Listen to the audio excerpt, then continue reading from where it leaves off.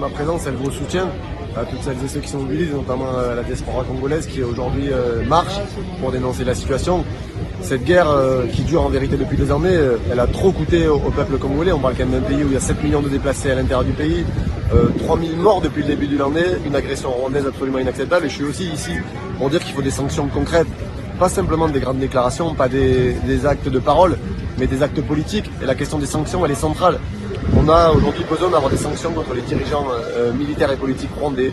On a besoin d'avoir un embargo total sur les minerais qui sont extraits du Nord Kivu. Et on a surtout aussi besoin que l'Europe soit à l'avant-garde pour suspendre l'accord qui a été passé l'an dernier, justement avec le Rwanda pour l'extraction de ces minerais. Parce que cette guerre derrière, qui massacre, déplace, déporte des familles entières, elle trouve aussi son essence dans l'exploitation des sous-sols et la question des richesses, de l'accaparement des richesses du Congo. Donc aujourd'hui, l'Europe doit agir.